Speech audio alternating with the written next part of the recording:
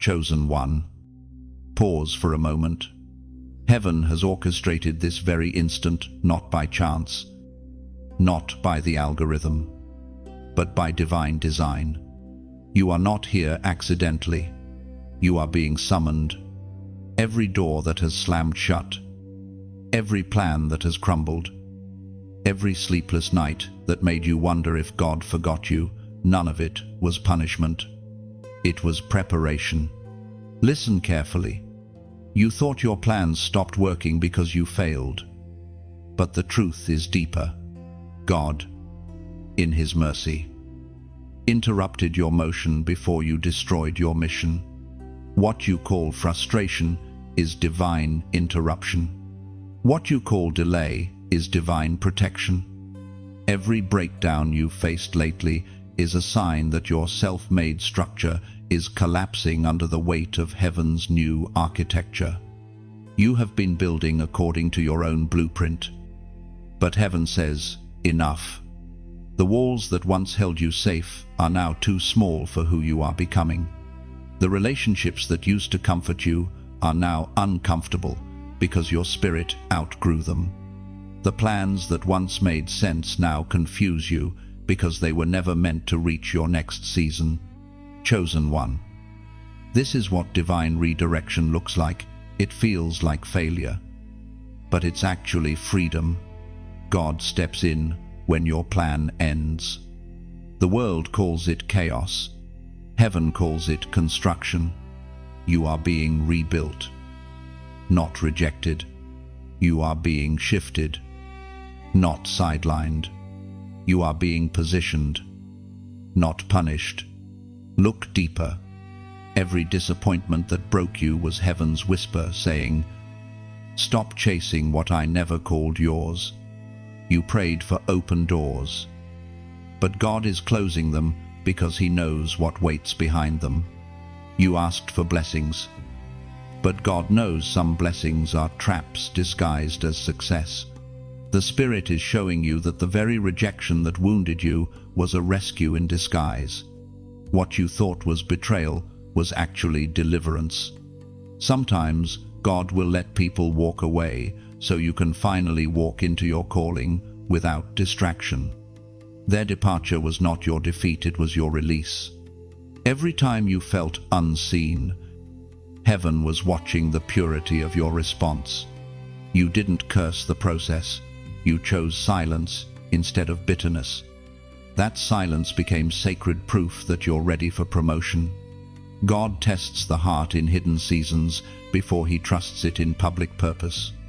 So now, let this truth settle in your soul. You are not being punished. You are being positioned. Every closed door is divine choreography, leading you toward the place where your destiny and divine timing finally intersect. Heaven never subtracts without the intention to multiply later. Trust the pattern, even when it's painful. As the Apostle reminds us in his letter to the Romans, chapter 8, verse 28, "And we know that in all things God works for good for those who love Him, who are called according to His purpose." That is your message right now. You have been running on empty, trying to make things happen in your own timing, in your own strength. And God is saying, stop striving. You are not meant to crawl through broken plans. You are meant to soar above them. The waiting is not wasted. It is where your wings are forged. Every storm that shook you is proof that heaven still trusts you to grow through the wind. You're not being destroyed. You're being developed. God's silence is not absence, it's strategy.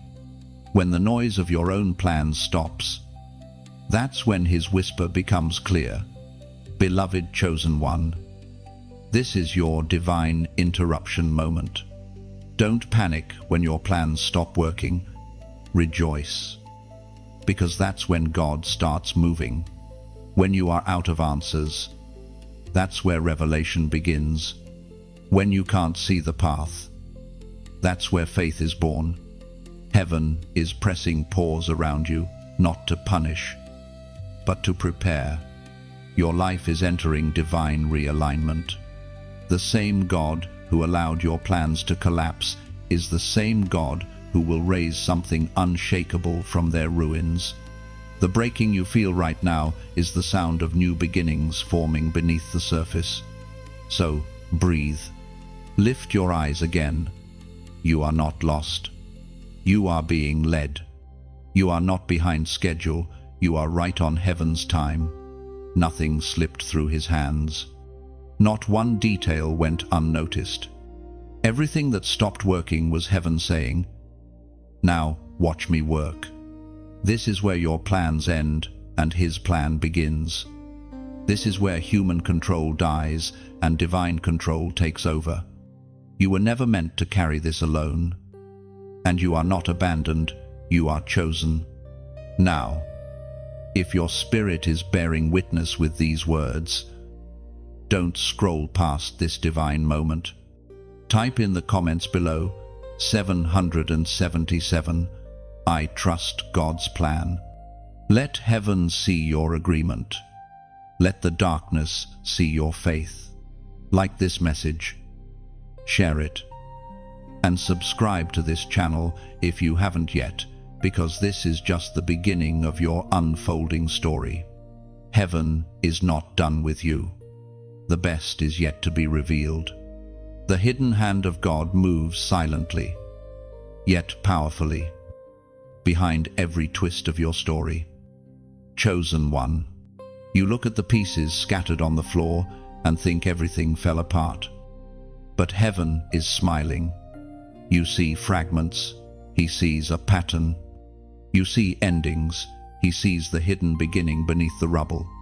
There are seasons when God conceals his hand, not because he has abandoned you, but because he is teaching you to walk by faith and not by sight. The unseen is where his power works best.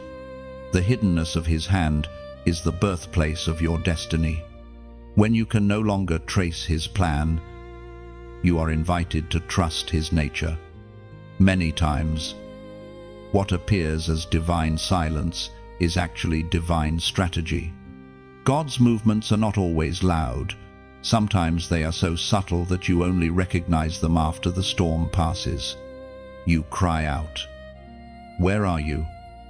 God and heaven whispers, "Right here," guiding the steps you didn't know you were taking. The Spirit spoke through the prophet Jeremiah, chapter 29, verse 11. "For I know the plans I have for you, plans to prosper, not harm, to give you hope." You see, God's methods rarely match human logic. You wanted control, but he wanted surrender. You wanted explanation, but he offered revelation. You wanted speed, but he wanted depth. He slows you down not to frustrate you, but to fortify you, because your destiny requires a foundation that delay alone can build. There's beauty in the unseen orchestration of heaven. God positions people, moments, and even mistakes to weave a tapestry of purpose. You can't see the full picture because you're standing too close to the canvas. Step back.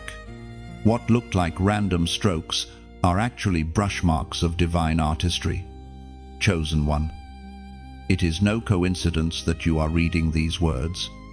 Heaven has been quietly maneuvering events to bring you into this awareness. You were never forgotten.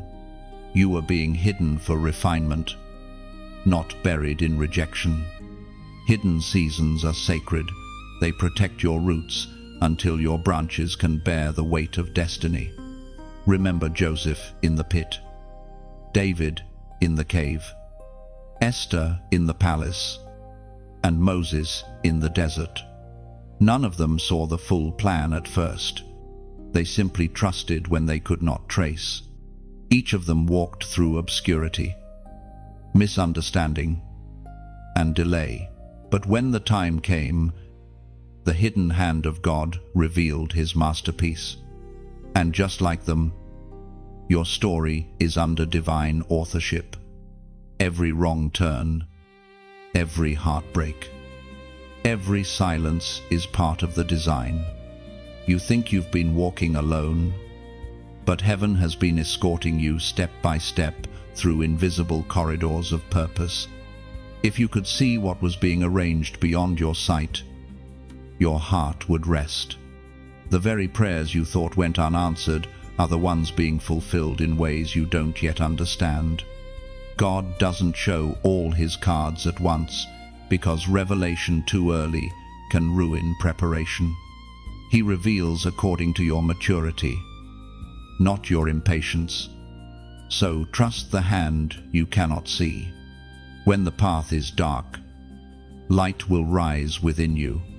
When the promise feels distant, it is closer than your doubt. When the pain feels unbearable, grace is multiplying in silence.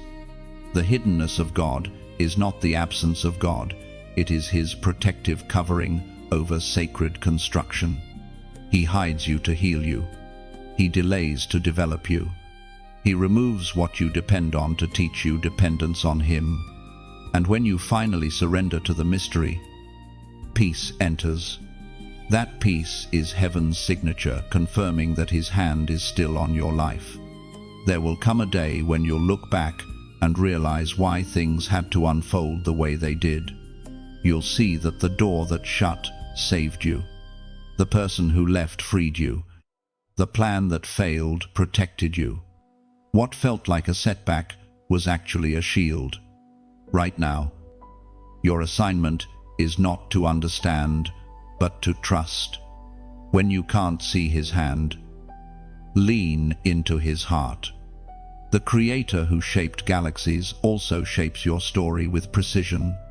The same God who spoke stars into existence is orchestrating every detail of your destiny with the same careful power. Chosen one, rest in this truth. Nothing is wasted. Not a tear. Not a delay. Not a disappointment. The hidden hand of God is weaving glory through everything you cannot explain. And when his plan finally unfolds before your eyes, you will realize that his silence was your salvation. So be still. Heaven is working where you cannot see. The unseen hand that formed you is still forming your future. Keep walking. Keep believing. And let every unanswered question remind you you are in the grip of the invisible, unstoppable, unshakable hand of God. The silence between doors. Chosen one, this is the space where heaven seems quiet, where prayers echo back like unanswered calls. You've stood between what was and what will be, uncertain if God is still listening. Yet the silence you fear is not absence, it's the sacred pause between endings and beginnings. You see, when God closes one door, he doesn't always open another right away. He waits. He allows stillness to do what speed never could. In the silence, he refines motives, heals wounds, and rewires your dependence from human approval to divine direction. The in-between is holy ground. This is the moment heaven watches how you respond to the stillness. Will you complain? Or will you trust? Will you run back to what's comfortable? Or wait for what's promised? The waiting room of destiny is not a punishment. It's where you are prepared for doors too heavy for untested hands to open. As the writings of David remind us in the Psalms, chapter 37, verse 7, "Be still before the Lord and wait patiently for him. Do not fret when people succeed in their ways, when they carry out their wicked schemes." That verse is a mirror to your soul. You've looked around and wondered why others seem to progress while you stand still. But God is saying, I'm not measuring you by speed, I'm building you by strength. The silence is the forge of faith. It's where roots go deep so fruit can last. Chosen one, There is a sound to silence that only heaven understands. It's not empty, it's sacred. When you stop speaking, your spirit starts hearing. When noise fades, revelation rises. You're being trained to discern whispers instead of waiting for shouts. This is maturity, hearing God when He speaks softly. The silence is not the absence of movement, it's the concealment of momentum. Seeds don't make noise when they break open underground. Growth happens quietly before it appears publicly. The soil doesn't celebrate, but heaven does. Because what's buried is not forgotten, it's being prepared for resurrection. Many grow restless in this stage. They want action, answers, and applause. But you, chosen one, are different. God trusts you with quiet because He knows you won't confuse stillness with stagnation. You are learning to rest in motion, to trust timing over visibility. That's how warriors of purpose are shaped. Sometimes, silence is heaven's hush. God quiets the environment to calm your emotions. He silences distractions so His instruction can surface. The very people who stopped calling you back, the opportunities that stopped flowing, they didn't reject you. Heaven muted them to amplify divine clarity. And in that quiet, God begins to rewrite your desires. What you thought you wanted no longer satisfies you. What once defined you now feels too small. That's how you know transformation is happening. Your appetite is changing. You crave purpose more than platform, depth more than display, peace more than performance. In this silence, God reveals the true condition of your heart. You see what you've been holding on to, what still needs to die, what's been limiting your faith. He's stripping away noise so you can hear your own truth and finally surrender it. You thought you were waiting on Him, but He was waiting on your release. This is also where intimacy deepens. When you stop striving for answers, you start seeking His presence. You realize His voice is not found in thunder, but in a whisper. His presence is not always in miracles, but in moments. You discover that His nearness is the reward, not the outcome. Silence trains your spirit to discern peace over panic. It strengthens your discernment and reveals whether you trust the promise more than the process. Heaven's delay doesn't mean denial. It means divine timing is aligning unseen threads that will one day make sense in perfect sequence. So, don't rush out of this pause. Don't force open doors that require divine timing to unlock. You may not see it, but heaven is crafting introductions, aligning opportunities, and shaping you into the version of yourself capable of carrying what's next. Every second of silence is sowing eternal significance.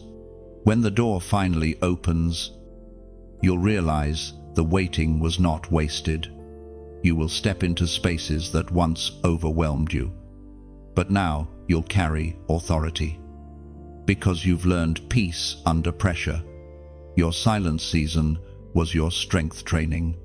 Heaven was preparing your voice to speak with weight when the time comes. Chosen one, your faithfulness in quiet places will echo in loud ones. The unseen obedience of today will become the visible glory of tomorrow. The silence between doors is not a void, it's a vow. God is promising that the next door will open when you're ready, not when you're restless. Now, take a breath. Feel that stillness around you. That's not emptiness, that's evidence that heaven is near. And if these words resonate with your spirit, type in the comments below, "I will wait." Declare it as a prophetic act. When you type it, you are saying, "I trust the silence. I choose surrender over struggle." I believe God is working in what I cannot see. Let the unseen world hear your faith echo through the quiet. When control crumbles, chosen one. This is the moment when your plans no longer obey you, when every effort you make seems to fall apart before completion. It's the stage where human strength proves too fragile to hold divine weight. You've been holding on tightly, trying to steer destiny, but heaven is asking you to release your grip. The truth is, control was never security. It was an illusion. You thought that if you could plan enough, prepare enough, work enough, you could make life submit to your timing. But now everything you built with your own hands is trembling. This shaking isn't punishment, it's mercy. God is breaking your control so He can rebuild your confidence in Him. When God begins to take over, He dismantles every idol of self-sufficiency. He allows the things you depended on to fail, so your faith can finally function. What you lose in control, you gain in clarity. The moment you realize that your power has limits is the moment heaven's limitless strength begins to move. The prophet Elijah once stood before a generation torn between opinions. He cried out a question that echoes still today in the first book of Kings. Chapter 18, verse 21. How long will you waver between two opinions? If the Lord is God, follow Him, but if Baal is God, follow him. The collapse you feel right now is not cruelty, it's cleansing. God is stripping away false stability so you can stand on eternal truth. Every time something you built begins to fall apart, don't panic, rejoice. Heaven only dismantles what cannot carry you further. You're not losing control, you're being delivered from the illusion of it. Think of a potter shaping clay. The clay never argues with the potter's hand. It doesn't say, "Don't press here." It simply yields. And yet, from that pressure, form emerges. You are that clay. The cracks you feel are not evidence of failure. They are openings where grace seeps in to reshape you. When control crumbles, pride dies. Pride whispers, "You can handle it." Surrender whispers, "You were never meant to." Every time your plan fails, humility rises. Every time your strategy breaks, faith breathes again. Control isolates you. Surrender connects you to divine flow. Chosen one. The war between your will and God's will is sacred. It is the place where transformation happens. God is not cruel to break your plans. He is kind enough to prevent you from settling for less than His best. The things that fell apart were never meant to survive the fire of destiny. This is why peace doesn't come from everything working out, it comes from everything being handed over. The paradox of the kingdom is that the less you control, the more you gain. Power doesn't come from possession, it comes from permission. When you allow God to lead, He takes you further than your plans ever could. And when your control collapses, your eyes finally open. You begin to see how much of your exhaustion came from trying to do God's job. You start recognizing the divine fingerprints on the very moments you called failure. You begin to notice how every loss was a lesson in disguise. Every rejection, a redirection. Chosen one. Let this truth settle deeply. Surrender is not weakness, it's worship. It's saying, "I trust you, even when I don't understand you." The storm may rage, but your soul can rest because you know the hands that hold you also hold the universe. God is not asking you to stop caring, He's asking you to stop controlling. There's a difference between stewardship and domination. You are called to steward what He gives. not to dictate how it unfolds. When you finally lay down the burden of control, you make room for miracles. There is a reason the disciples caught nothing until they obeyed Jesus' instruction to cast their nets on the other side. Their skill could not achieve what surrender accomplished in one act of obedience. Likewise, your next breakthrough will not come from more striving, but from more yielding. So, when control crumbles, don't reach to rebuild it. Let it fall. Let the dust settle. Let your pride dissolve in the presence of the one who never fails. Every broken plan is an altar where God proves He alone is trustworthy. And every time you release control, heaven releases blessing. Chosen one, you are entering the most freeing revelation of your life. You were never meant to manage outcomes. You were meant to manifest faith. The less you hold, the lighter you become. And when your hands are finally empty, heaven fills them again. Not with plans, but with purpose. The collapse of control is not the end of your story. It's the beginning of divine authorship. The pen was never yours to hold. Now, let the author write freely, and you will see that what he writes in surrender is far greater than what you could build in control. Breaking before becoming. Chosen one. You felt it, the pressure building within, the weight pressing against the fragile walls of your soul. You've wondered if this breaking will ever stop, if there's anything left of you that hasn't cracked.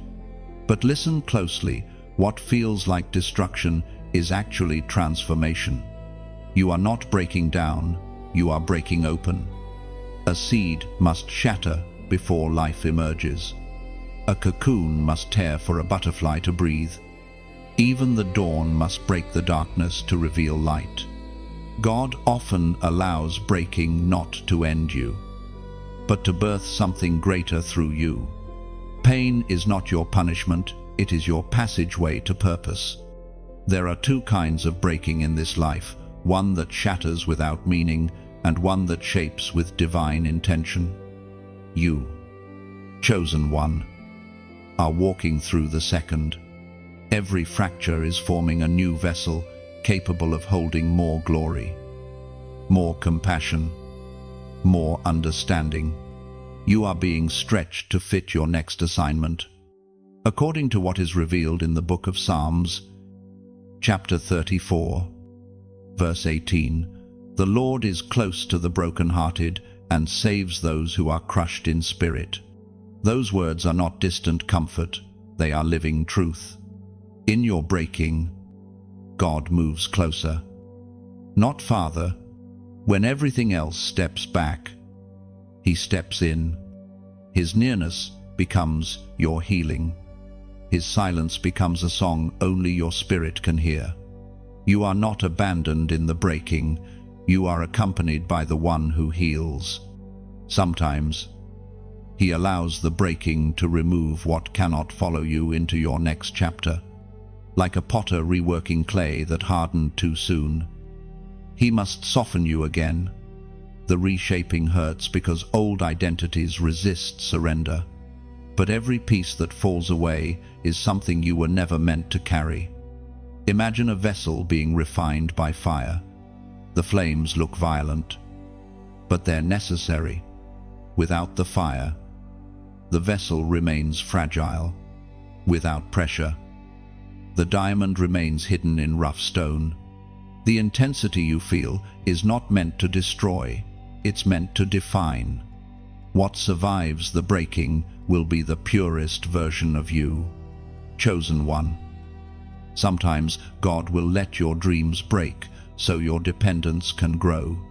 He lets your plans dissolve so your faith can evolve. He breaks what you built on fear to rebuild it on faith. He allows heartbreak to prepare your heart for holy purposes. Nothing is wasted in His workshop. It hurts. Yes, the breaking feels unfair, confusing, exhausting, but pain is heaven's sculpting tool. Every crack is an invitation to release control, to let grace seep through the gaps. The light you carry tomorrow will shine through the very wounds that ache today. When God breaks you, He's not discarding you, He's refining your shape. The brokenness is proof of His hands still at work. You are clay in motion, not chaos in ruin. And when the process feels unbearable, remember that even gold must be melted before it's molded into something valuable. You are not losing your worth, you are discovering it. Every tear is watering the soil of your next harvest. Every lonely night is stretching the capacity of your heart to love more deeply, serve more purely, and see more clearly. You are not broken beyond repair. You are broken into purpose. And when this season of breaking ends, you will look back and see the fingerprints of God in every fracture. You will see that the same hands that allowed you to fall were the ones cushioning your landing. You will see that you never truly shattered, you transformed. Beloved chosen one, if this message is resonating in your heart, take a moment to breathe deeply. Reflect on all the ways God has been close, even when it felt like everything was falling apart. Let gratitude rise from the ashes of disappointment. You are being reborn in the very place you once felt buried. And if these words speak life to your spirit, I want to gently invite you to share this message. Let someone else who's breaking know they are not alone. When you click like, it's not about numbers, it's a small candle of agreement that says, yes, I've been there. Yes, God can rebuild. If you feel led, subscribe to stay connected. These messages are not entertainment, they are nourishment for the soul. Reminders that your breaking has meaning.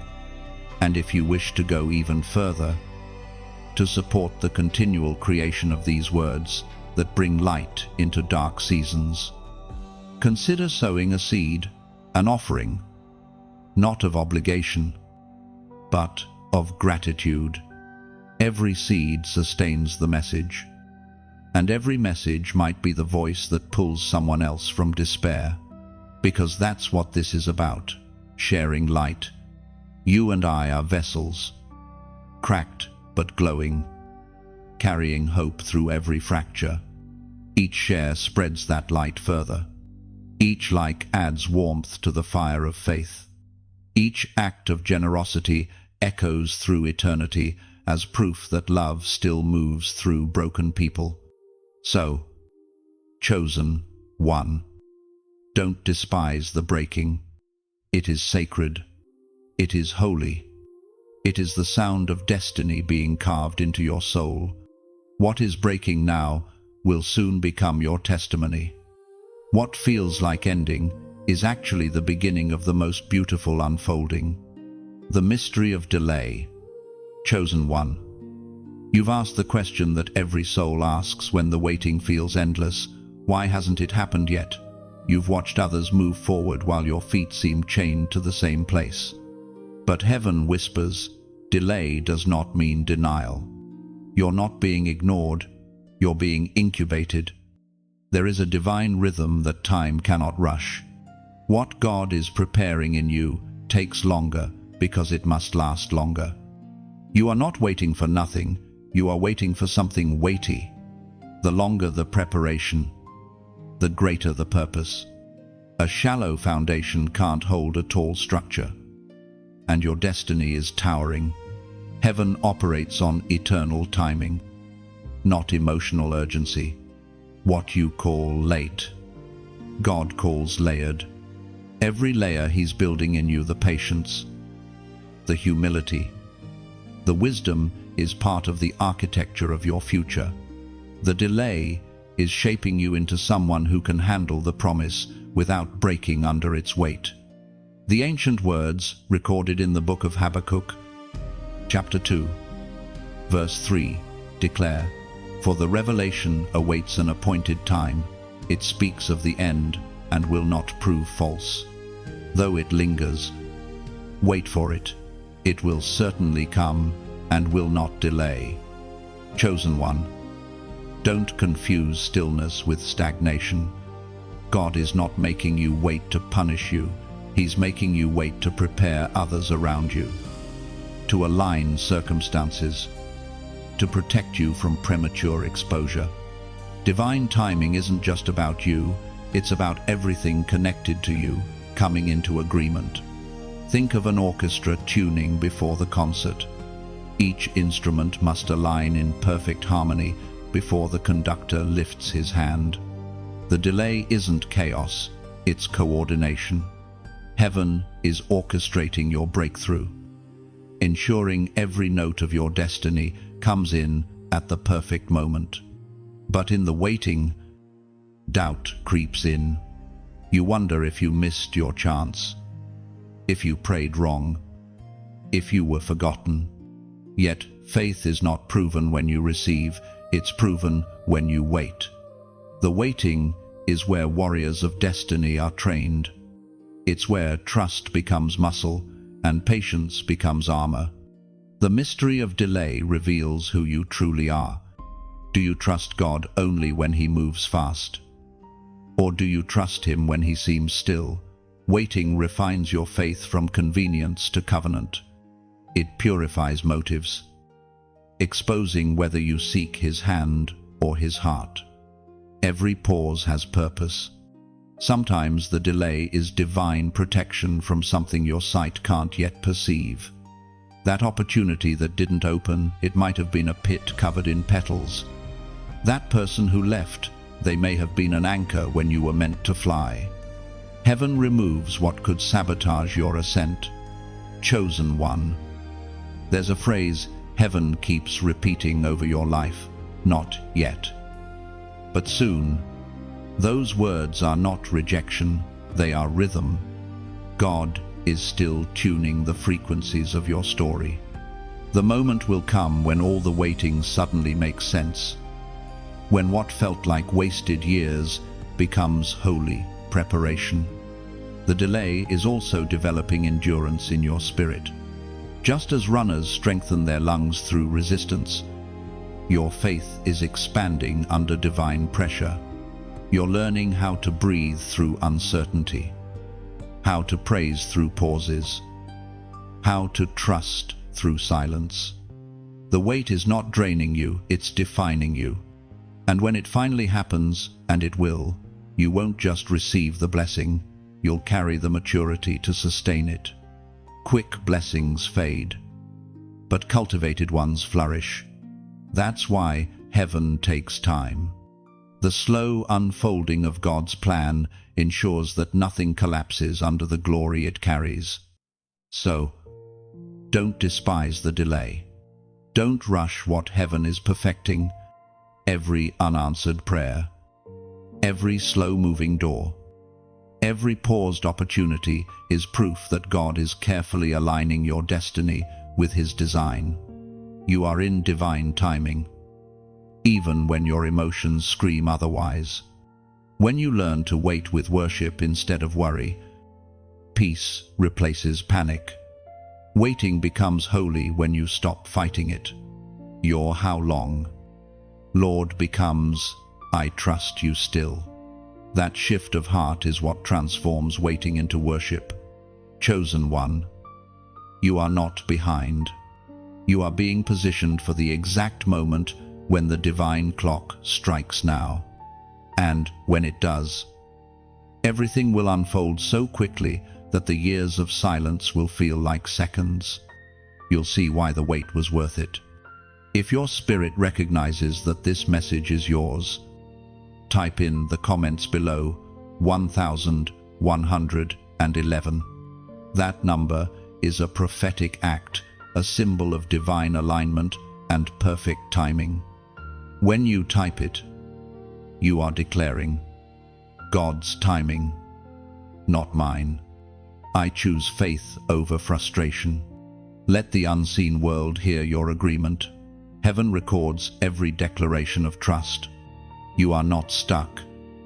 Beloved, you are standing in divine suspension, held in the gentle hands of a God who never rushes, yet never delays.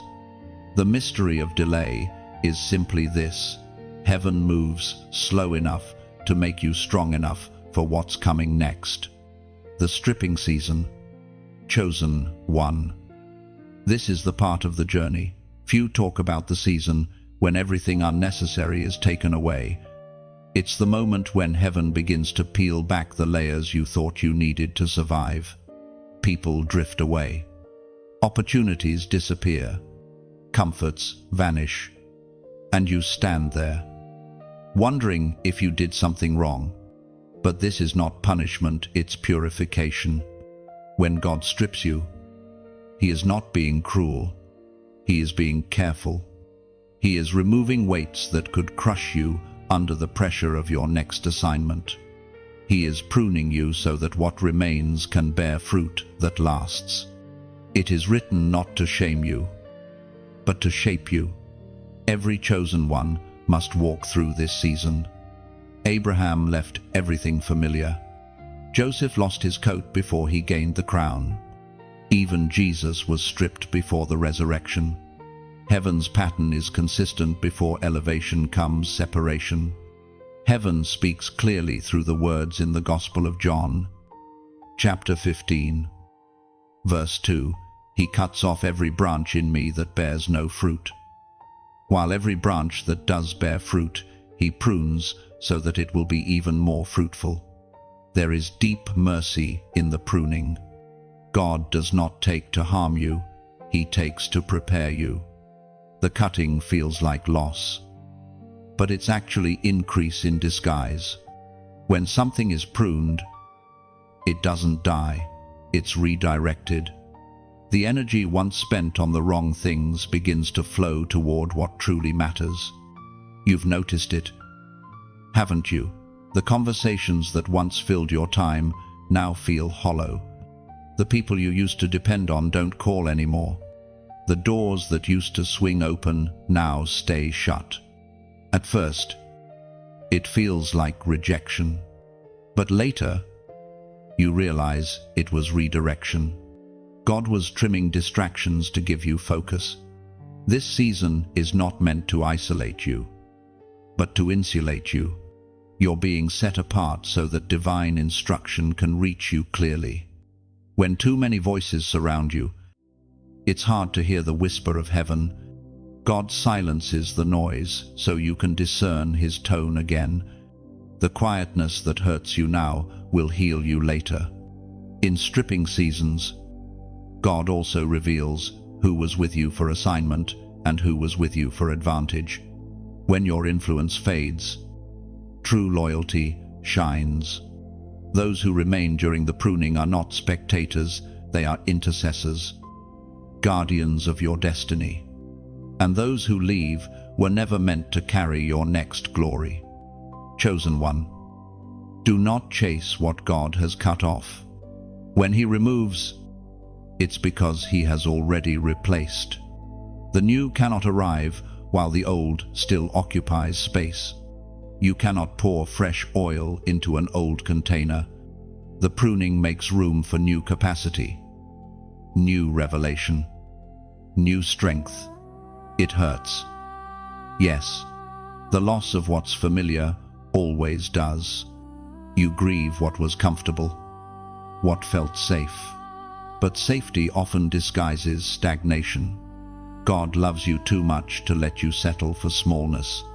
So, He shakes your foundations, removes false stability, and forces your faith to grow legs. During this stripping, your prayers change. You stop asking, "Why me?" and start saying, "What are you teaching me?" That shift is maturity. You learn that divine love is not always gentle, it's sometimes surgical. The cutting hand and the healing hand belong to the same God. You will also begin to notice something miraculous in this season: lightness. The more you release, the freer you become. Burdens you carried for years begin to fade. People who once drained your energy no longer have access to your peace. That's how you know the pruning is working. It's producing rest, not resentment. The stripping is not a season of loss, it's a season of refinement. God is not taking away your value, He's revealing it. Like gold in fire, what is false burns away, leaving behind only what's pure. And when the flames die down, you'll realize that you've lost nothing eternal, only the temporary. Chosen one. Remember, God removes before He replaces, and He empties before He fills. You cannot receive the next instruction while your hands are still holding yesterday's comfort. Let the stripping do its holy work. Don't cling to what's fading, trust what's forming. Soon, you will see why everything had to be taken.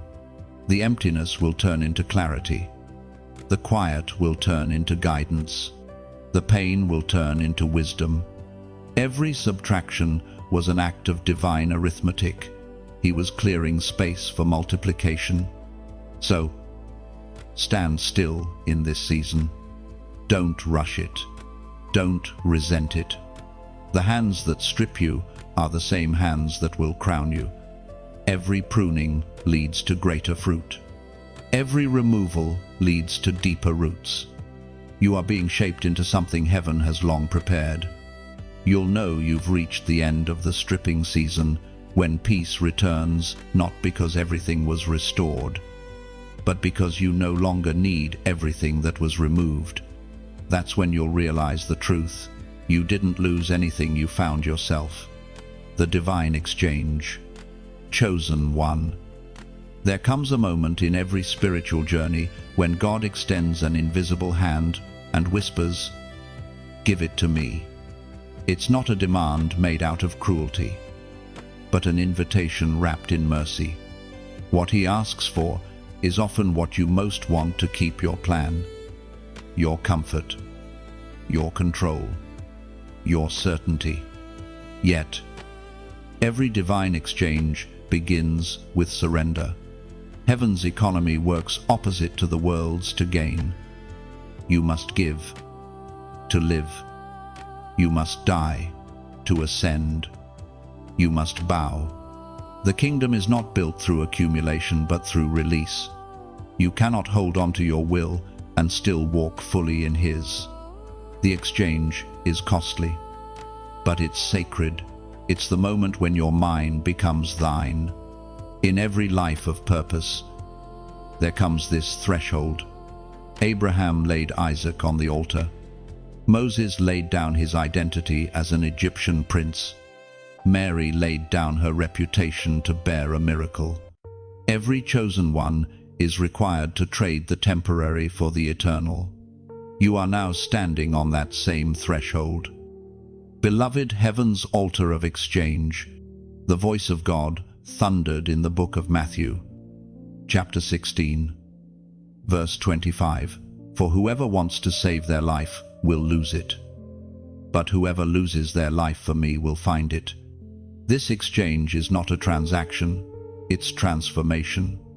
It is the place where your desires are refined until they reflect His. It's where ambition turns into assignment, and striving turns into surrender. You give Him your scattered plans, and He returns to you divine order. You offer Him your timeline, and He gives you eternal timing. Chosen one, you must understand what you release is never wasted. When a seed leaves your hand, it doesn't vanish, it begins to grow. Every time you surrender something precious, heaven plants it in unseen soil, and in due time, it returns multiplied. But until you release it, it cannot reproduce. This is the paradox of divine exchange. You feel lighter, yet somehow fuller. You feel emptied, yet more complete. God removes your dependence on what fades, replacing it with trust in what lasts. It's a sacred trade, your anxiety for His peace, your weakness for His strength, your fear for His faithfulness. Many resist this exchange because surrender feels like loss. But in reality, it's liberation. The things you cling to often cling to you back, quietly binding your spirit to what was never meant to last. When you finally let go, the chains fall, and your hands become free for blessing. Think of it like standing before a vast ocean, holding onto a small jar of water. You've been gripping it tightly, afraid to lose what little you have. Then God says, pour it out. It feels risky, but once you release it, you realize that the ocean before you was always meant to replace the jar you held. That is the divine exchange, your little for His limitless. Chosen one. This exchange also purifies your motives. When you give up control, your faith matures. You no longer follow God for what He gives, but for who He is. You begin to pray differently, not bless what I want, but break what's not from you. That is the prayer of the refined. That is the cry of the chosen. Sometimes God will even take away what He once gave, not because it's evil, but because it has served its purpose. He allows certain chapters to close so you can step into the next assignment with fresh perspective. What you lose in comfort, you gain in calling. The divine exchange doesn't happen all at once. It unfolds through obedience. Every yes you whisper in faith becomes another layer of transformation. Every surrender shifts something unseen. Heaven records every release, every tear, every prayer that ends with, "Your will be done." Those are the transactions that change eternity. And then, slowly, something begins to happen. The same hands that once trembled in surrender now rise in peace. The heart that once feared letting go now delights in dependence. You begin to realize the truth. You never really lost anything. You simply traded temporary safety for eternal strength. You are walking proof of heaven's exchange program. You've traded panic for patience, shame for sanctification, confusion for clarity. And in return, you've received something priceless, peace that passes understanding. This is the beauty of surrender. It doesn't take from you, it transforms you. So, stand in this holy space. Chosen one, let the exchange happen fully.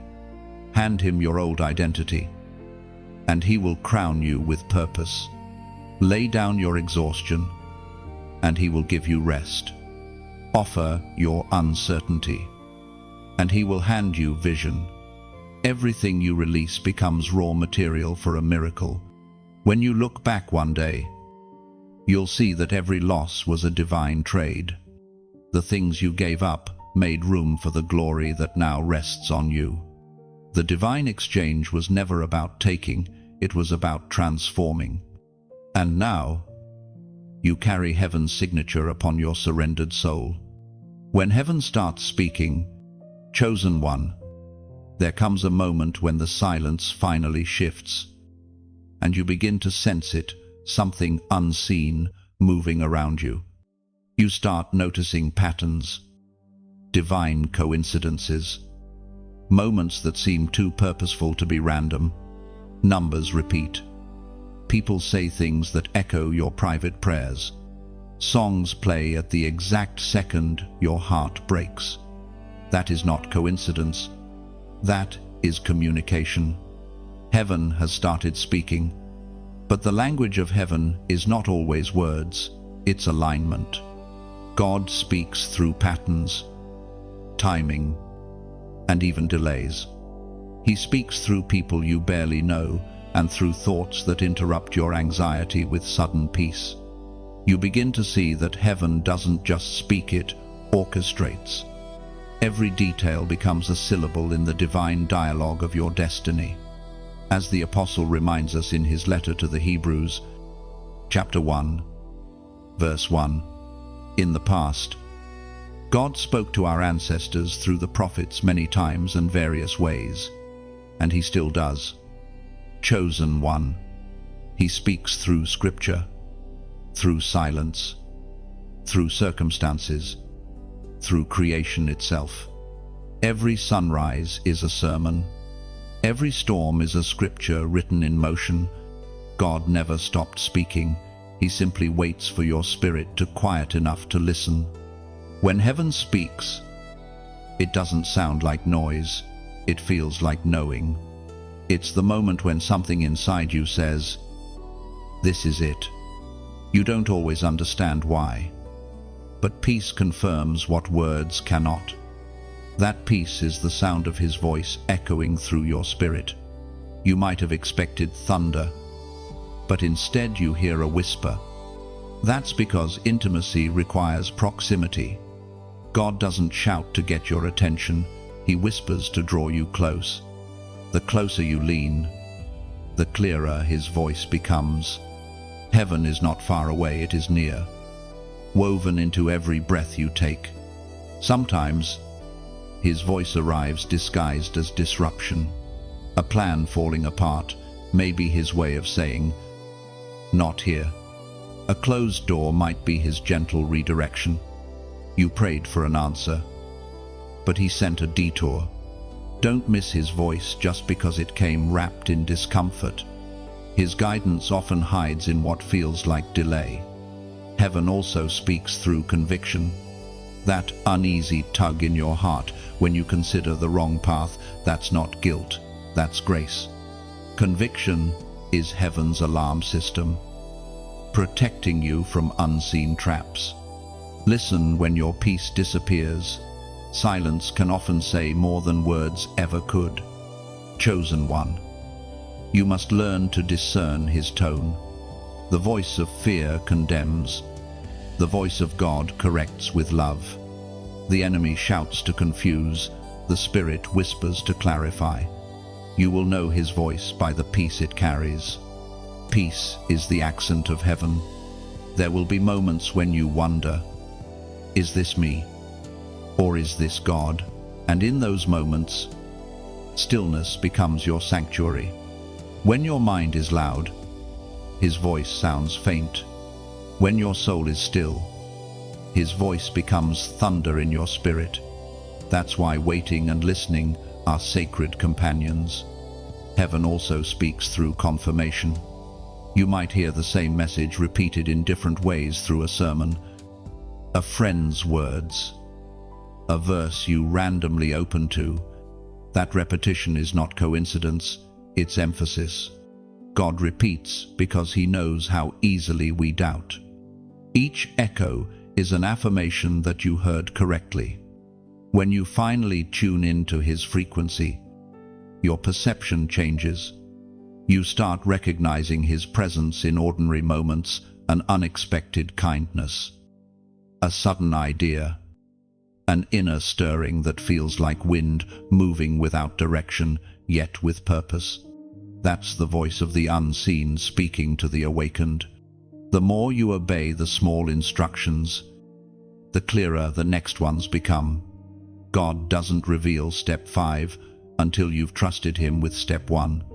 Revelation grows through obedience. Heaven speaks not to satisfy curiosity, but to build faith. This is why many people miss his voice. They expect information when he's offering transformation. God speaks to shift your posture, not to entertain your mind. His words are invitations, not explanations. When he says, "Move," it's not because you understand, it's because he knows. Chosen one. You are in a season of awakening. Heaven is calling your name in subtle, sacred ways. Don't dismiss the nudges. the chills, the timing of things. The language of heaven is sensitivity. Your awareness is your greatest weapon.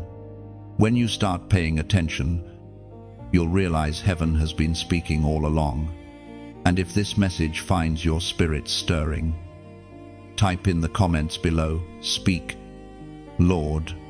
When you type those 2 words, it's not just a comment, it's a covenant. You're telling heaven, "I'm listening now.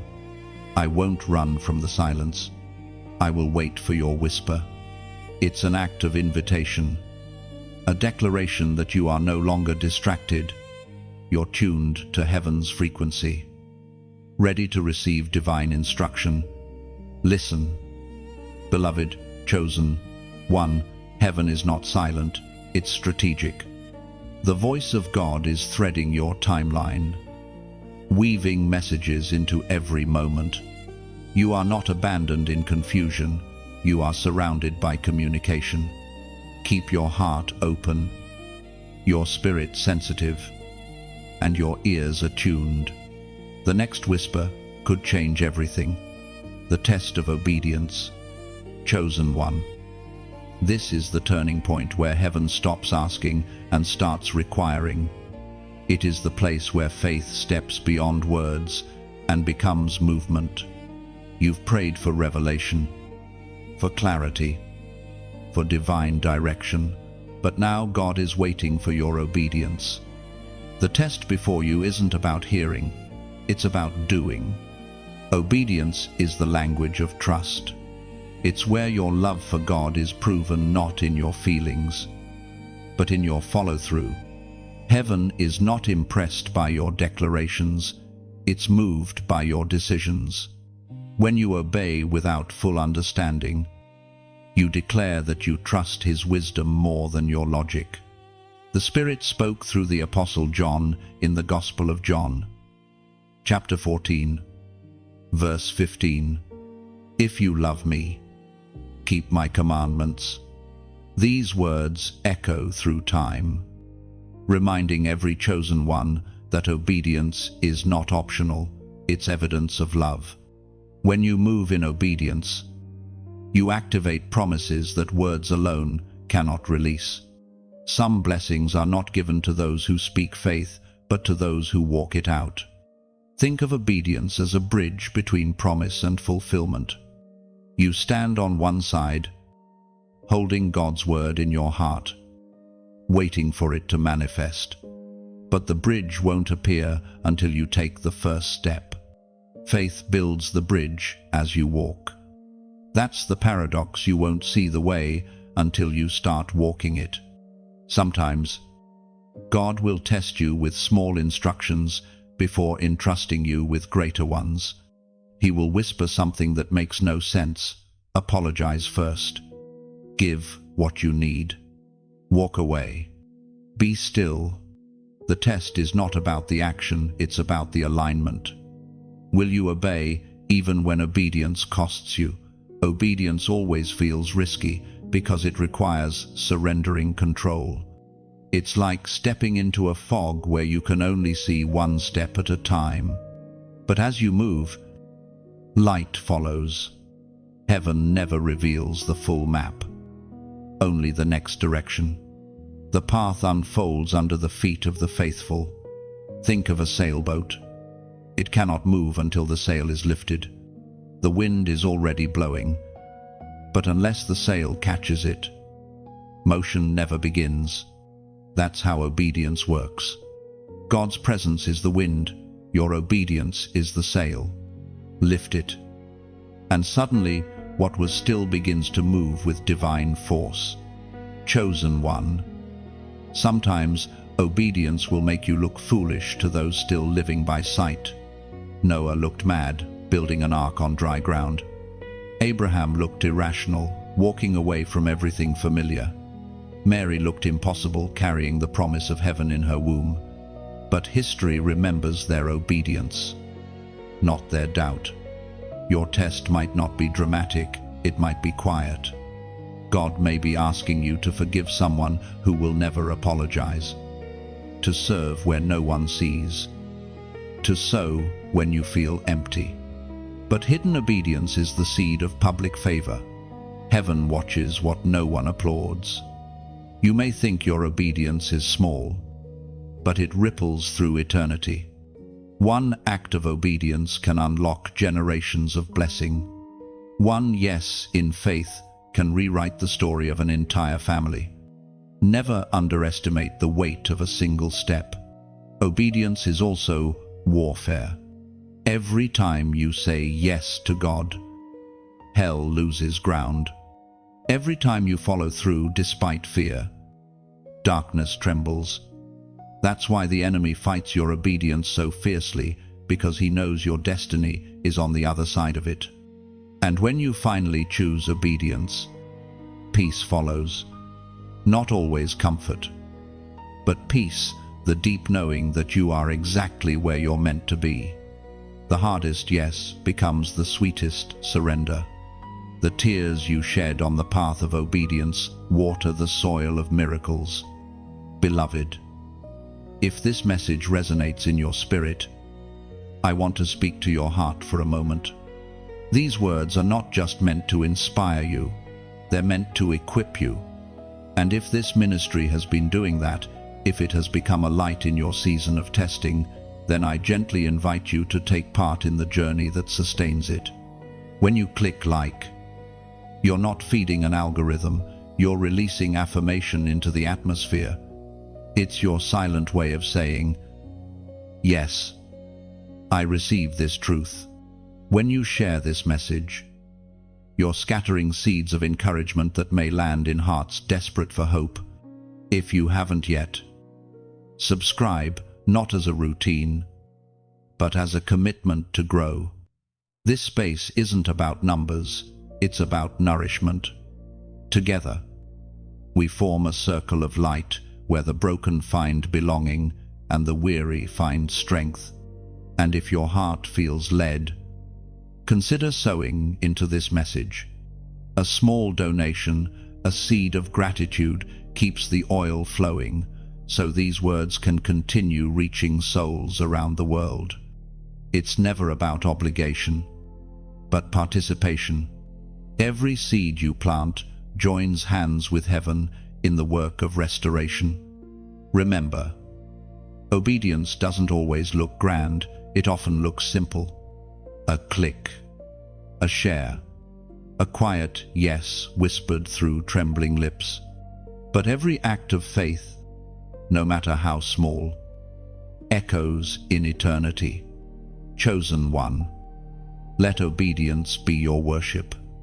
Let your actions speak the amen your spirit feels. You don't have to understand everything, just move. Heaven is waiting on your yes, and your yes will shake the earth. Walking the narrow path, chosen one, you have reached the path that few find and fewer follow. It is not broad, nor lined with comfort. It winds through valleys of solitude and climbs steep mountains of faith. This is the narrow way, the way of obedience, purity, and purpose.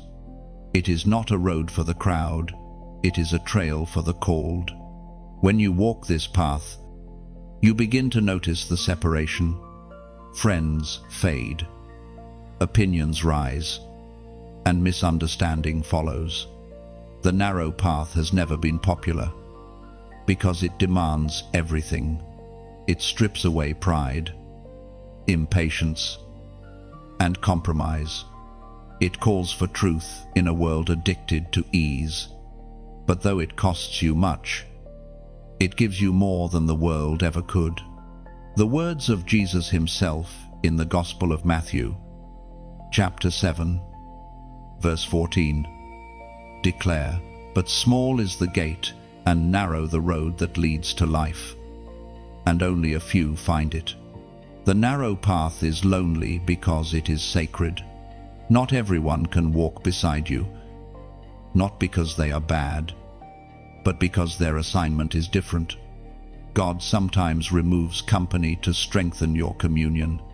When people can no longer understand you, It is a sign that heaven is separating noise from purpose. You may wonder why the path feels steep, why battles seem heavier for you than for others. It's because you carry more. The mantle on your life requires pressure, just as oil requires crushing. You cannot carry heavenly fire without walking through refining flames. The narrow way doesn't destroy, it distills. Chosen one. The narrow path is not a punishment, it is proof of divine trust. God could not place such responsibility on untested hearts. Every trial you face is heaven's way of saying, I trust you with this. You've been prepared in silence, trained through tears, and shaped by waiting. The world may not see your growth, but heaven applauds it. Along this road, distractions will call your name. Opportunities will arise that look good but lack grace. Be discerning. Not everything that glitters carries glory. Sometimes, the enemy will offer you shortcuts to lure you off the narrow path. But shortcuts rob you of depth. They give you speed, but steal your strength. Stay the course. The narrow path also teaches you endurance. There will be days when progress feels invisible, when you walk and see no result. But faith is not about sight, it's about consistency. The narrow way rewards those who keep walking even when nothing changes. Every step counts, even the unseen ones. Remember, this path is not about perfection but direction. God does not expect flawless steps, only faithful ones. You will stumble, but grace will steady you. You will doubt, but love will remind you why you began. The narrow path does not condemn your weakness, it transforms it into wisdom. Along the way, God will send small signs, gentle confirmations that you are not alone. A verse that speaks directly to your heart. A stranger's kindness that arrives right when hope fades. These are heaven's breadcrumbs, reminding you that even on the hardest days, you are being guided. Chosen one. The narrow path also shapes your vision. It teaches you to value eternal things over temporary applause. You begin to see differently, to measure success not by comfort but by calling. Not by followers, but by faithfulness. Your eyes adjust to the light of eternity. And suddenly, the world's noise grows faint. There will be moments when the weight feels unbearable. When you look around and realize few understand the road you're on. But even in that loneliness, there is a strange peace, the kind that comes from knowing you are walking with God, not just for Him. That's the difference. You're not performing for heaven's approval, you're partnering with heaven's purpose. And as you walk, something begins to shift inside you. Your steps become lighter, your confidence deeper. You start to realize that this narrow way is not just about reaching heaven, it's about becoming heaven's reflection on earth. Each act of obedience becomes a spark of light along the trail, guiding others silently behind you. This is why your journey matters. Even when unseen, someone is watching your endurance. Someone will find courage because you refuse to quit. The narrow path is not walked for recognition, it's walked for revelation. The further you go, the clearer you see God's presence is the reward. So, keep walking. Beloved, don't look to the left or right.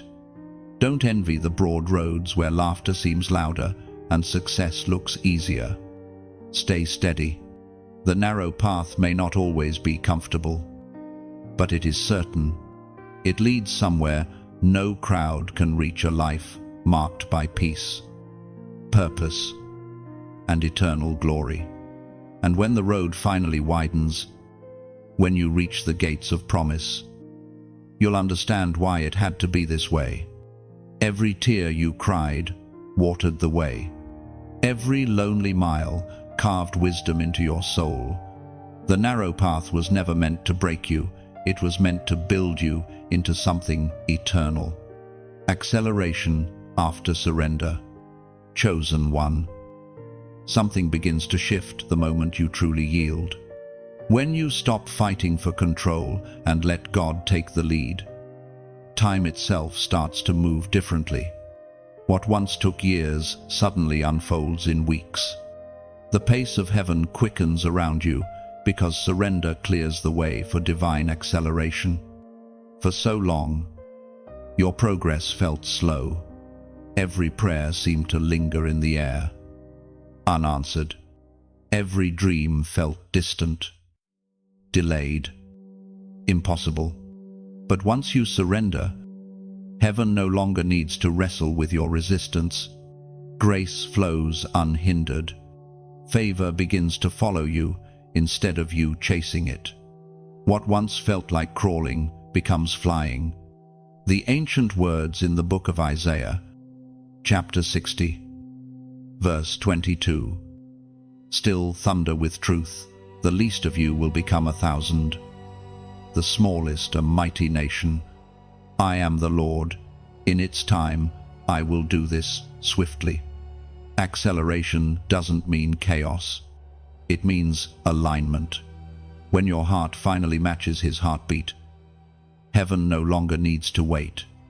The spiritual traffic clears, and your destiny begins to move freely. It's like wind filling the sails of a ship that has been motionless for years. Everything starts to glide forward with effortless grace. Chosen one. This is why surrender was never loss, it was leverage. The very things you laid down become the foundation of what rises next. The time you thought was wasted now fuels the acceleration ahead. Heaven redeems delay. The years of waiting are converted into wisdom that now propels you faster and farther than before. But acceleration comes with awareness.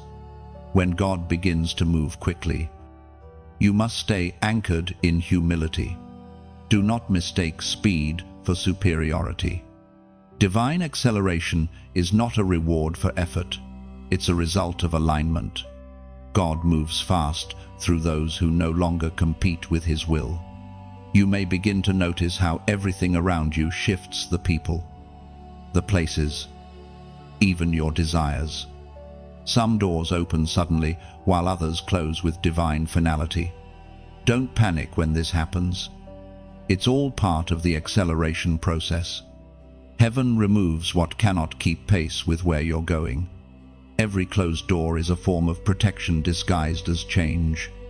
The same wind that lifts you can also unsettle what's loose. Be ready for movement. Old versions of yourself will not fit in the new atmosphere. God is calling you higher, faster, deeper. Your obedience is the key that keeps the door of favor open. Each time you say yes, you accelerate more. Chosen one. Divine acceleration also means divine appointments. You will begin to meet the right people at the right time. Words you once spoke in faith will start manifesting around you. Prayers you prayed years ago will suddenly bloom all at once. That's what acceleration looks like. It's the reaping of delayed harvests in divine synchronization. It might even feel overwhelming at first. Blessings appear faster than you can process them. But remember, grace matches pace. The same God who moves you quickly sustains you completely. You won't burn out, you'll burn brighter. You won't lose balance, you'll learn rhythm. When God accelerates your destiny, he also accelerates your character. You'll find yourself responding differently, loving deeper, forgiving faster. The growth that once took you months now happens in moments. That's the power of surrendered transformation. Heaven matures you in motion, and as acceleration continues, you'll realize that what changed was never time, it was trust. The moment you stopped forcing outcomes, divine flow took over. You were never waiting on God, He was waiting on your surrender. Once you yielded, heaven released what had been ready all along. Look around, beloved. Can you sense it? The quickening in the air, the rhythm of heaven matching your obedience. That's the sound of divine momentum. The wilderness is behind you. The promised land is in motion. You are no longer crawling, you are soaring. But even in acceleration, peace remains your compass. Do not rush ahead of grace. Divine speed is not about haste, it's about harmony. When God moves, He moves in order. Each step of obedience leads to another level of favor. Stay grounded. Stay grateful. And watch how quickly heaven works when the human heart finally aligns. Chosen one, if these words are resonating deep in your spirit, type in the comments below 555. That number is a prophetic symbol of divine change, heavenly acceleration, and transformation. When you type it, you're not just writing digits, you're declaring, I'm ready to move with heaven's timing. I release my pace for His pace. I trust the speed of surrender. Heaven is smiling over you. The slow season is ending. What took years will now unfold swiftly, beautifully, and perfectly. Because when a heart finally bows, destiny finally runs. You are entering your season of divine acceleration. Watch how fast God moves when you stop trying to steer. The unfolding glory. Chosen one, you have waited through storms, surrendered through silence, obeyed through confusion, and now the horizon begins to glow. What was hidden is revealing itself. What was promised is starting to take shape. This is the unfolding of glory, the moment where heaven begins to show you that nothing was wasted. For years, you've walked by faith, carrying seeds that seem to die in the soil of disappointment. But every tear that watered them is now producing fruit. Every unseen prayer has been gathered in divine timing. You are walking into the harvest of obedience, the reward of endurance. The glory that unfolds now is not random, it's revelation. According to what is revealed in the book of Romans, chapter 8, verse 18, I consider that our present sufferings are not worth comparing with the glory that will be revealed in us. That verse is the key to your current season. You thought you were walking through endings, but heaven was preparing an unveiling. The pain that once confused you now becomes the very evidence of purpose fulfilled. The suffering wasn't senseless, it was sacred. Every wound carried wisdom, every loss carried light. When glory begins to unfold, it doesn't come with noise, it comes with knowing. Suddenly, things that never made sense begin to connect. You see why certain doors closed, why certain people left, why God stayed silent when you begged for answers.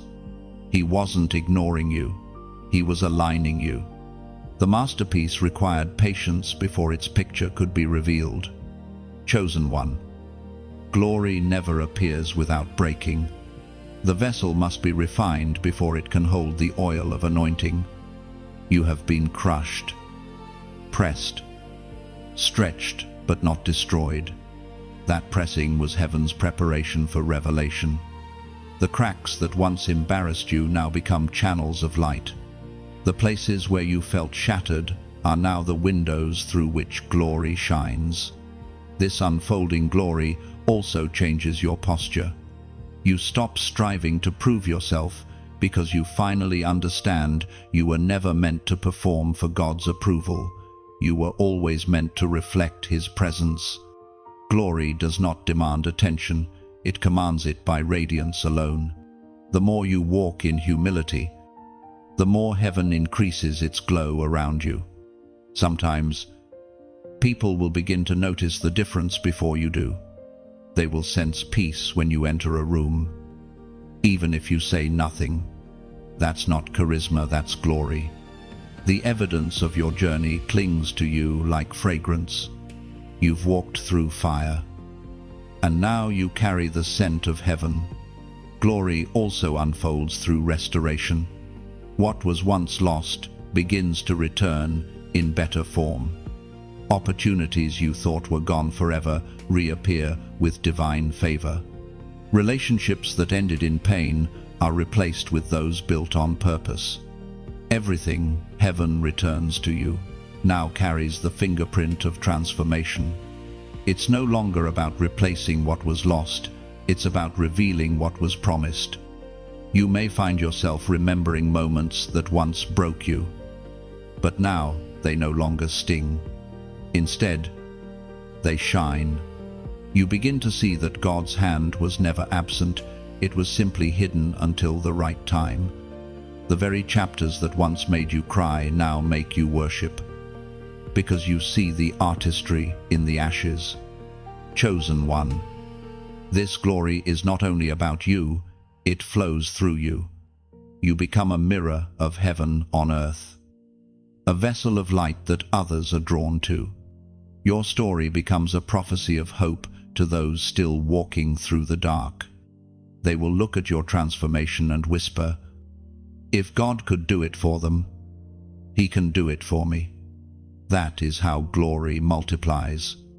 It doesn't boast, it blesses. It doesn't elevate ego, it elevates faith. You are not being glorified, you are becoming the reflection of the one who always deserved the glory.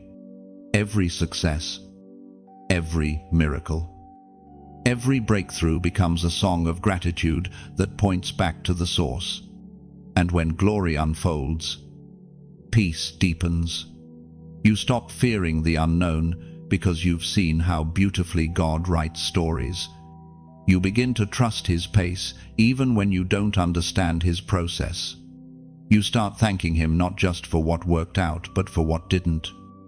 Because now you see it was all working together for good. The unfolding glory is not loud. It doesn't demand applause. It moves like light across still water, gentle, certain, undeniable. You won't have to announce it, people will feel it. Heaven's radiance has a way of making itself known without words. So, rest, chosen one. Let the glory unfold naturally. Don't rush the revelation. Every petal opens in its appointed moment. What God is revealing in you now will speak louder than your explanations ever could. You've endured the breaking, embraced the surrender, and now heaven unveils the beauty of what you've become. This is your dawn. Walk in it quietly, confidently, and gratefully. The glory that unfolds through you is not borrowed, it's birthed. It carries your scars, your tears, your truth, and it will remind the world that even the darkest seasons can end in light. The crown of endurance. Chosen one. Endurance is not simply surviving, it is standing. It is the quiet strength to keep walking when every voice says, "Stop." It is the courage to believe when evidence vanishes, to love when you've been wounded, to rise after you've been broken again.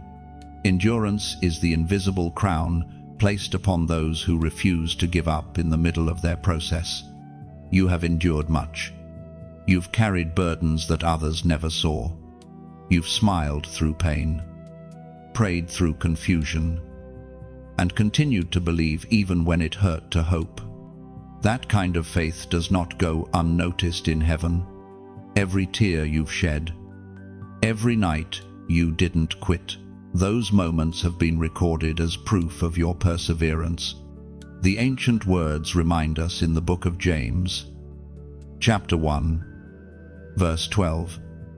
Blessed is the one who perseveres under trial, because, having stood the test, that person will receive the crown of life that the Lord has promised to those who love him.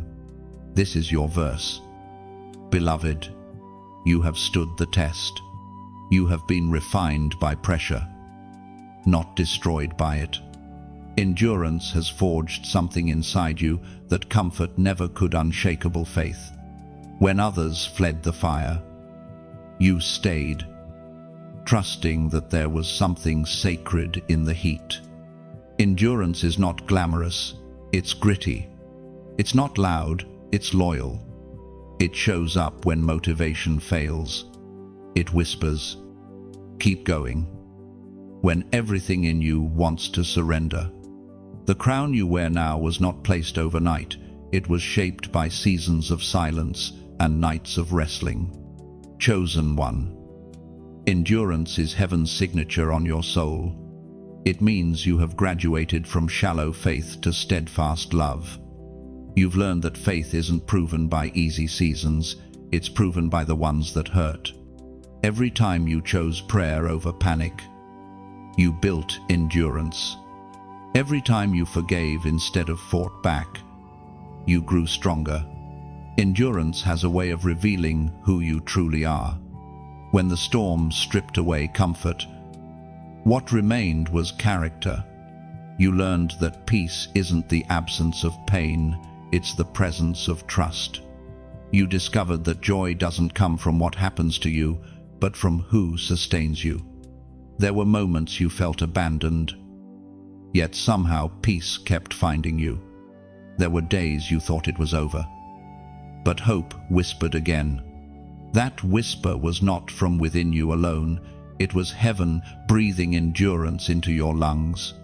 You are still standing because grace kept refilling what pain tried to empty. Endurance teaches you to live from a deeper place. You stop asking, "When will this end?" and start saying, "What are you teaching me through this?" You stop measuring success by speed and start valuing substance. You realize that endurance is not about reaching the destination faster. It's about walking with purpose through every mile. Chosen one. The weight you've carried has not been wasted. The very things that tried to break you have become the training ground for your authority. You can speak healing because you've been hurt. You can guide others because you've been lost. You can comfort because you've been comforted. This is the beauty of endurance. It transforms suffering into service. Sometimes, endurance is silent. You won't always feel strong. There are days when even getting up is victory. Heaven sees that. Heaven crowns that. The angels celebrate quiet faithfulness more than loud success. Each morning, you chose to try again. You were wearing your unseen crown. Now, look back for a moment. Can you see how far you've come?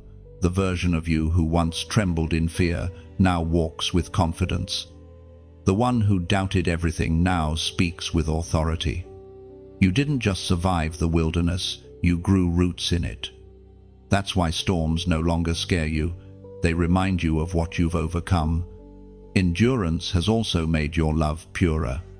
You no longer love to be loved, you love because it's who you are. You no longer give to be seen, you give because it's your nature. The longer you walk with God, the more you resemble Him. And endurance is the fire that forges that resemblance. Chosen one. Your crown is not a trophy, it's a testimony. It tells the world that grace is stronger than grief, that faith outlasts failure, that hope survives even the hardest winters. You may not see it yet, but heaven does. The unseen realm already recognizes you as one who stood the test. So, keep wearing your invisible crown with quiet dignity. Don't boast about your pain, but don't hide your strength. You have been refined, purified, and strengthened for purpose. Every scar on your soul now shines like gold in the light of grace. One day, when this life's journey ends, the same voice that guided you through darkness will say, "Well done," and you'll understand that the crown you carry was never about glory, it was about gratitude. You endured because love sustained you, and love always wins. Divine exposure and elevation. Chosen one. The hidden season is coming to an end. The curtain is lifting. The light of heaven is beginning to reveal what God has been shaping in secret.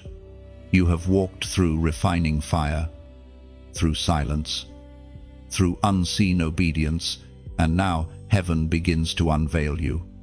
What was once concealed for protection is now being revealed for purpose. Divine exposure is not about fame, it's about function.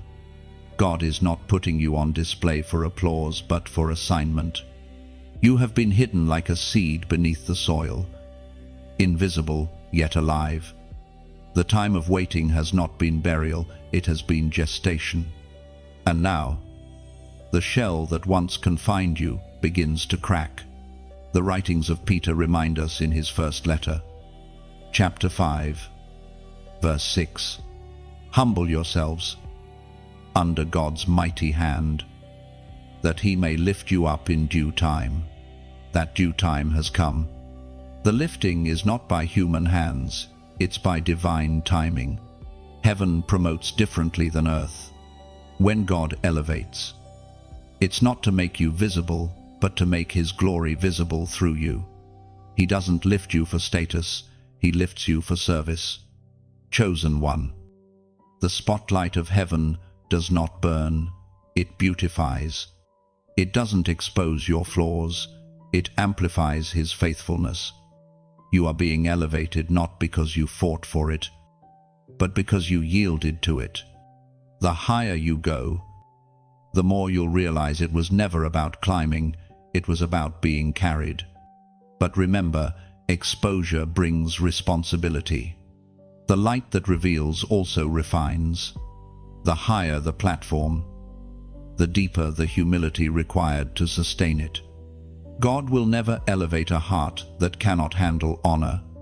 So, as he lifts you, stay low in spirit.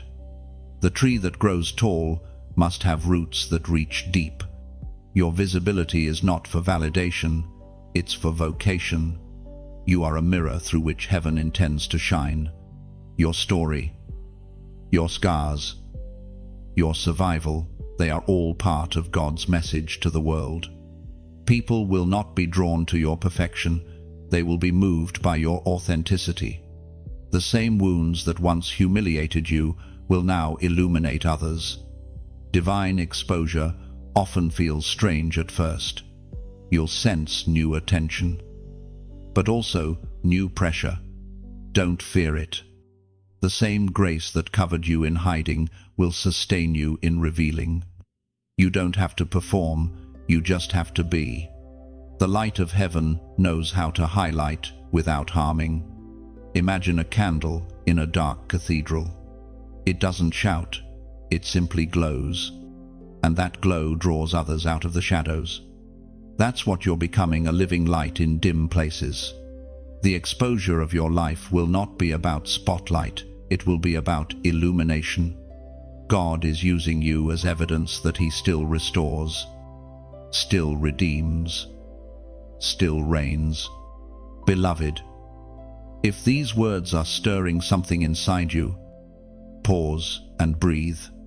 Feel the weight of what heaven is entrusting to you. You are not being elevated for your comfort, but for your calling. The stage God gives you, whether it's a platform, a family, a workplace, or an unseen corner of the world, is sacred ground. Treat it as an altar, not a pedestal. And if this message speaks to you, I want to ask something gentle from your spirit. If this space has carried you through your hidden season, If these words have reminded you that you are seen by heaven, would you help me keep the light burning when you click like? You are adding oil to the lamp. You're helping the message reach another soul still sitting in the dark. When you share this word, you are becoming a messenger yourself, spreading the flame of faith farther than you'll ever know. If you haven't yet, subscribe to stay connected. This is not just a channel, it's a sanctuary built of words. A place where hearts like yours gather to remember heaven's truth. Each new message is a reminder that you are part of something greater, a divine conversation still unfolding. And if your heart feels stirred to give, consider a small donation, a seed of gratitude, a spark of partnership.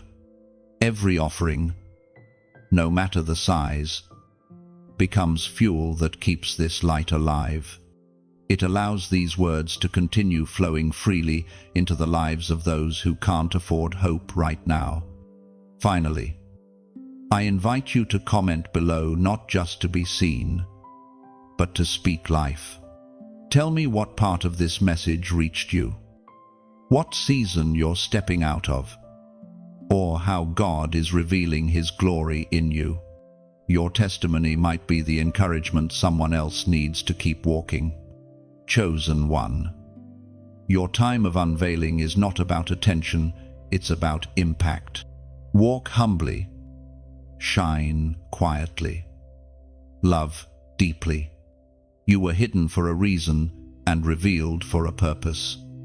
The light upon you now is heaven's acknowledgement that the waiting was worth it.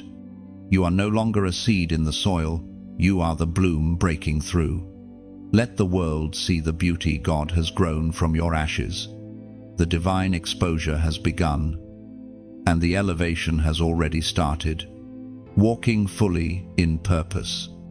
Chosen one, you have crossed through wilderness, through silence, through seasons of pruning and surrender, and now you stand in the place you once prayed for.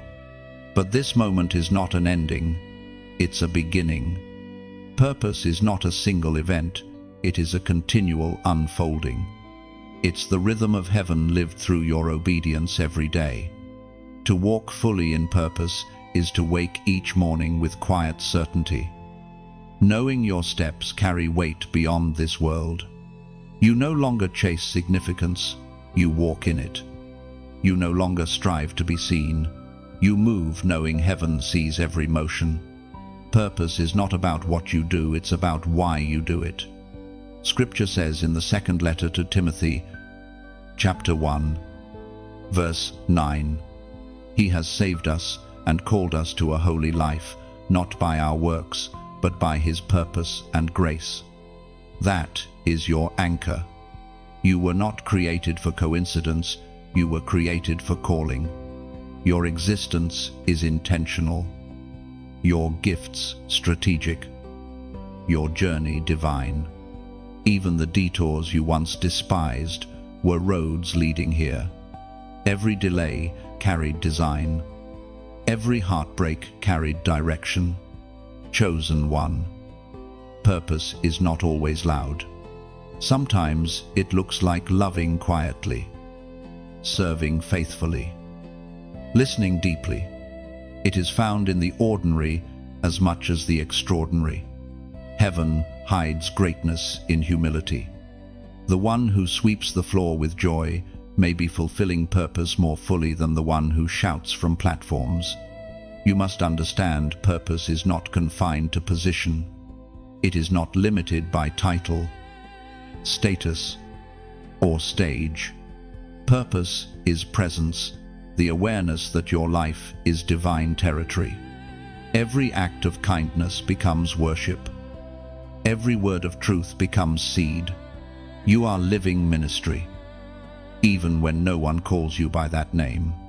As you walk fully in purpose, distractions will try to return. The same voices that once doubted you may come back with admiration, but your heart has changed. You no longer move for approval. You move from assignment. You've learned that not every open door is an invitation, and not every invitation is divine. Discernment is now your compass. Walking in purpose also means walking in peace. You no longer rush to prove yourself. You rest in the knowledge that what is yours cannot pass you by. When your spirit aligns with God's will, striving ceases. You no longer chase outcomes, you cultivate obedience. The harvest will always find the field that's been faithful. Purpose requires consistency. Some days it will feel thrilling, other days quiet. But even when nothing seems to happen, heaven sees movement. Faithfulness is the rhythm of the called. Every moment of diligence, every prayer whispered in exhaustion, every kind act no one witnessed is recorded as proof that you are walking in purpose. You will also notice that walking in purpose changes your perception of pain. What once looked like failure now looks like formation. You begin to thank God for what didn't work, because you see how it protected you. You start to understand that purpose doesn't avoid storms, it learns to sail through them. Chosen one. This stage of your journey is not about waiting for miracles, it's about realizing you've become one. You carry answers to prayers you once prayed. The same strength you begged for now flows effortlessly through your voice. Your actions, your presence. You've become living evidence that divine transformation is real. Purpose will also refine your relationships. You'll attract those who carry similar fire, those who speak life instead of doubt, those who push you toward heaven instead of comfort. Some connections will fade, not from conflict, but from completion. Don't mourn that purpose reshapes circles to match new seasons. As you walk further, your life begins to speak louder than your words. People will sense something different about you, not perfection, but presence. It's the quiet authority of someone who knows who sent them.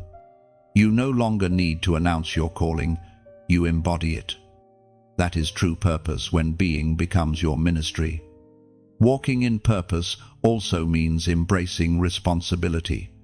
You carry light now, and light carries weight.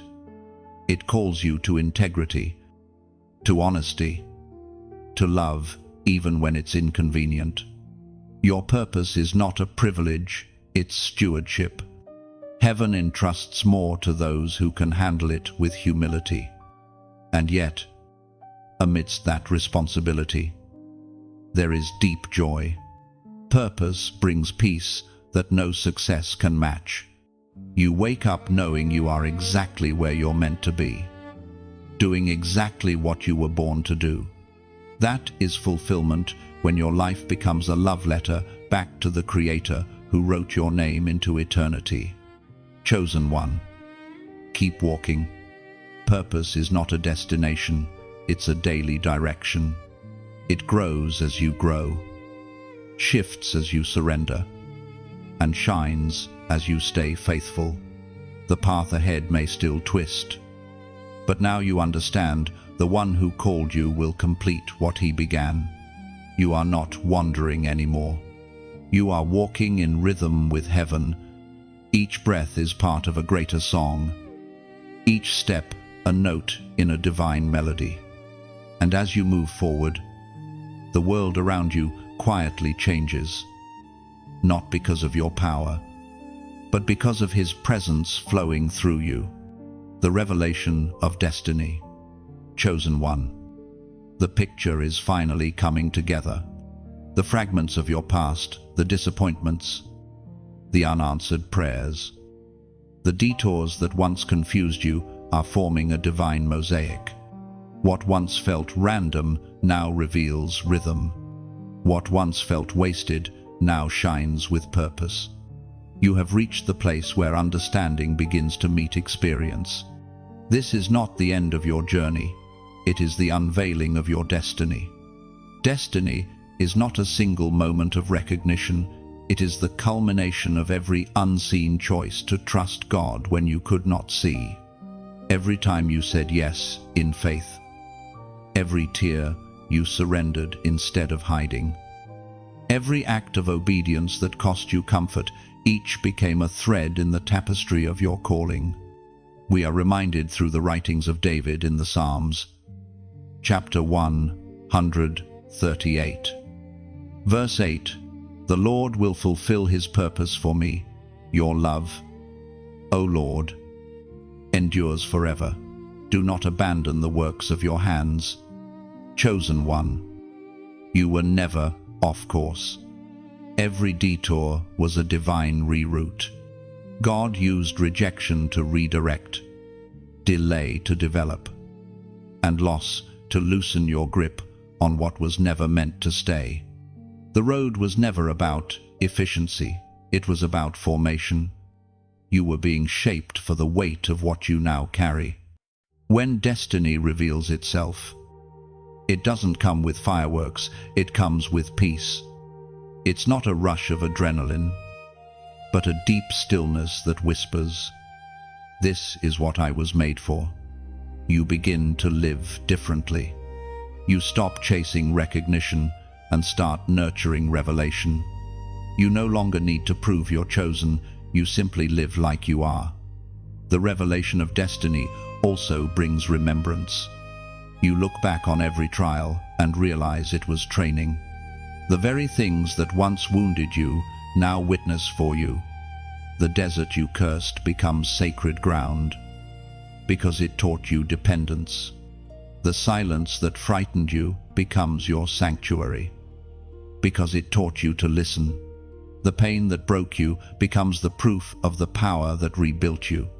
Destiny also carries responsibility. You've been entrusted with light, not to keep, but to reflect. You are a vessel of wisdom, grace, and strength for others still walking in their wilderness. The revelation of destiny is not just a reward, it's an assignment renewed. You are called to lead, not by title, but by example, not by loudness, but by love. Chosen one. Destiny doesn't erase your humanity, it redeems it. The same tenderness that once made you vulnerable now makes you powerful. The empathy born from your pain becomes your authority in healing others. Every scar you carry now speaks the language of redemption. You have become the message heaven always intended to write through you. As destiny unfolds, you will notice how everything aligns without force. Conversations flow, opportunities appear, and peace marks every step. You'll know it's divine, not because it's easy, but because it's effortless. You don't push doors open anymore, they open as you arrive. That's what happens when timing, obedience, and purpose meet. There will still be challenges ahead, but they no longer intimidate you. You've learned to see storms as signs, not setbacks. Every wave that once threatened to drown you now reminds you that you can walk on water when you keep your eyes on the one who called you. Destiny doesn't remove storms, it redefines them. This revelation also brings gratitude. You start thanking God not only for what He gave, but for what He took. You see how His no was as merciful as His yes. You understand now that unanswered prayers were protection, and delayed answers were preparation. Every moment had meaning, even the ones that hurt the most. Chosen one. Destiny is not found, it is revealed. It was written long before your first breath, hidden in the heart of God, waiting for the day you'd be ready to carry it. That day has come. You are no longer waiting for purpose to arrive, you are walking in it, breathing it, becoming it. You are the fulfillment of promises spoken in eternity. You are the living proof that surrender leads to glory. The road that once broke you has become the stage on which heaven displays its craftsmanship. The revelation of destiny is not about discovering who you are, it's about realizing who He's always been within you. So stand tall in peace. Chosen one. The picture is clear now. Every tear had purpose. Every delay had design. Every loss had love hidden within it. Destiny has unfolded, and it bears your name written in light, sealed in grace, and crowned in glory. Chosen one. If you've journeyed with me through every word, every vision, every whisper of heaven, you know now that none of this was by accident.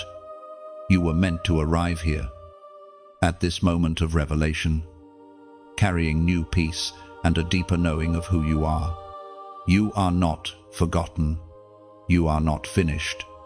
You are becoming. Heaven has walked beside you through these chapters, through breaking and becoming, through silence and unfolding. Now, as the light of destiny rests upon your path, may these words echo like a prayer in your heart. You are chosen. You are covered. You are crowned. If this message has spoken life into your spirit, if it has reminded you of your worth or reignited your hope, I invite you gently, sincerely, to let that light flow outward. Click like as your small amen. A simple way of saying, I receive this truth. Share it with someone still standing in the shadows. Someone who needs to know that delay is not denial, that God is still writing beauty from ashes. Take a moment to comment below, tell your story. Speak your gratitude, or simply type, I am chosen. Your words may be the confirmation another soul is praying for right now. And if you haven't already, subscribe to stay connected to this growing circle of light. Every new message is crafted with prayer and purpose to remind you, again and again, that heaven has not forgotten your name. Thank you for walking this sacred journey. The same God who began this work in you will finish it. The story continues, and the best pages are still being written with grace as the ink and glory as the ending.